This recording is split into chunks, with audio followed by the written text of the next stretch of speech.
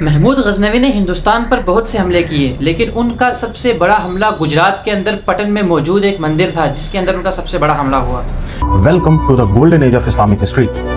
واقعہ یہ ہے کہ سومناتھ ایک نامی مندر تھا ہندوستان کے اندر، اور اس کے بارے میں ہندو لوگوں کا عقیدہ یہ تھا کہ اس مندر کے اندر جب ایک کسی ہندو کی روح نکلتی ہے وہ سومناتھ کے بت کے پاس جاتی ہے، پھر وہ بت اس کو جسم دیتا ہے، اس کے اعمال کے اعتبار سے بدلہ دیا جاتا ہے۔ یہی سومناتھ مندر کا جو بت ہے، اسی کے ذریعے ہندوستان کے اندر جو بلائیں آتی ہیں، آفات آتی ہیں، اچھے کام ہوتے ہیں، وہ سب کچھ جزا بدا جو کچھ ہوتا ہے، جو اللہ تعالیٰ احکام کرنے والا ہوتا ہے، وہ ساری طاقتیں اس بت کے پاس ہیں۔ خلاصہ کلام یہ سب ان کا عقیدہ تھا اس بت کے بارے میں۔ جب محمود غزنوی کو یہ بات پتہ چلی تو ان کی ایمانی غیرت نے جوش مارا۔ انہوں نے کہا میں حملہ کروں گا تو 100% پٹن میں موجود اسی پر جا کے حملہ کروں گا، اور اس کے بعد انہوں نے بہت بڑی ایک فوج تیار کی، اور فوج تیار کر کے وہ گجرات کی طرف کوچ کی انہوں نے، اور بیچ میں جو کچھ آتے رہے تمام کے تمام کو فتح کرتے ہوئے وہ سومناتھ مندر کے پاس پہنچے۔ اب مسئلہ یہ تھا کہ سومناتھ مندر کے درمیان میں ایک دریا جا رہا تھا، اور اس کے علاوہ 15 گز لمبی اونچی دیوار قلعے کی تھی، اس کے آگے سومناتھ مندر تھا۔ اب اس کو فتح کرنا آسان کام نہیں تھا، بہت مشکل کام تھا۔ بہت دیر تک ان نے وہاں معرکہ آرائی چلتی رہی، بہت بڑی جنگ ہوتی رہی ان کافروں کے ساتھ، اور لیکن بہت سارے مسلمان شہید بھی ہوئے،